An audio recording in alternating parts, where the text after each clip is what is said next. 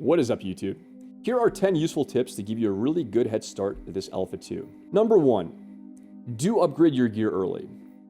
You can get a massive boost in DPS just by getting one of the early starting weapons from the vendors. Most vendors do sell these weapons and they are pretty cheap. If you get some glint, if you cut some wood, you mine some rocks, you can sell these to vendors and get a massive upgrade early on. This will more than double your DPS. There's a second upgrade you can do at level 10. These vendors that sell weapons for level 10 are found in all the beginning nodes, once the nodes have leveled up. So once you do hit level 10, do that again. It'll give you a big boost of damage. Second tip I would give you is, every class can AOE farm. You'll start off being pretty weak, level 1, 2, 3. You can only take one mob at a time. But let's say you're already like level 5, level 6. At this point, it's fine to do an AOE pull of goblins level 3. When I was level 6 or 7, I would do AOE pulls of goblins that were about 2 levels under me, pull about 8 of them, gather them around in one spot, and all you have to do is pull out a greatsword and just start swinging. Auto attacks are very strong in Ashes, and just because you might not be a DPS class that uses swords in conventional MMOs, there's nothing wrong with being a cleric, taking out a greatsword and doing some AOE farming. As long as the mobs are weaker than you, they should die pretty fast to auto attacks. My third tip is that grouping is better than soloing in every way you can imagine. If you can find a group, if you're in a group, if you have friends to play with, you will get faster XP and you will get faster drops and faster progress. There's just no way around it. That doesn't mean you can't play solo, but solo is a much harder experience.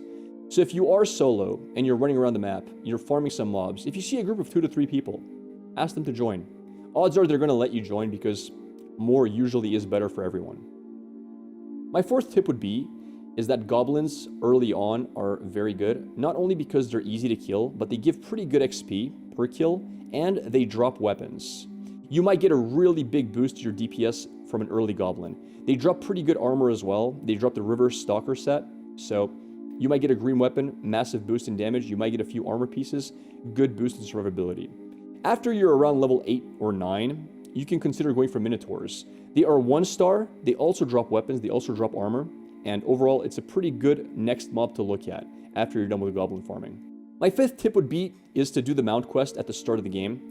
This is not only for you to get the mount, but it's to get your gathering tools. And your early gathering tools are very, very good at making silver fast. You can use this silver to eventually buy better gear. So do the mount quest. It only takes a few minutes. My sixth tip would be the following. Sell your glint. Glint really has no other use than being sold for money.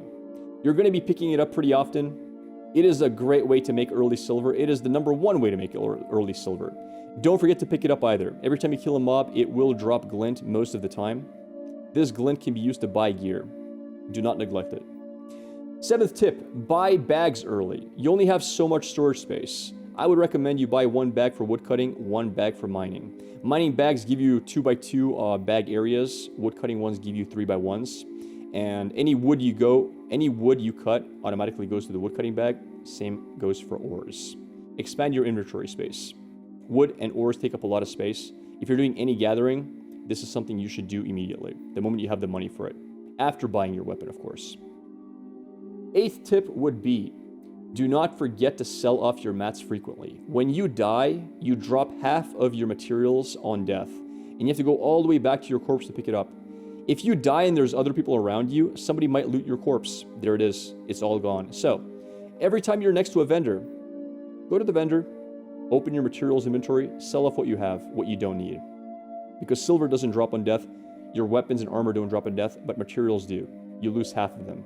It's not worth not selling, because you will die. My next tip, and my 9th tip, would be avoid running close to wolf packs. If anything is going to kill you, guaranteed in this game, it is a pack of wolves. Wolves are the only mob, or one of the only mobs you can't even kite because they're extremely fast. Furthermore, they hit really hard. And there's just no way to avoid dying if you pull multiple of them. One of them you can deal with easily. They're pretty squishy. They don't have too much HP. But they usually do spawn in packs. So if you see 2 or 3 around, stay clear. And finally, my last tip is set your Emberspring resurrection point to the area you're in farming. You will die eventually. You will die occasionally. It might even be to a bug. You don't want to respawn in the starting area if you're far away from the starting area, because first of all, it takes a long time to get back to where you were farming, and second of all, if you want to loot your body for your mats after death, If you're far away, there's a good chance someone's going to loot it before you get back. So again, if you're in an area that has an Ember Spring, set that as your respawn point. I hope these tips help out, and I hope you guys enjoy the start of Alpha 2.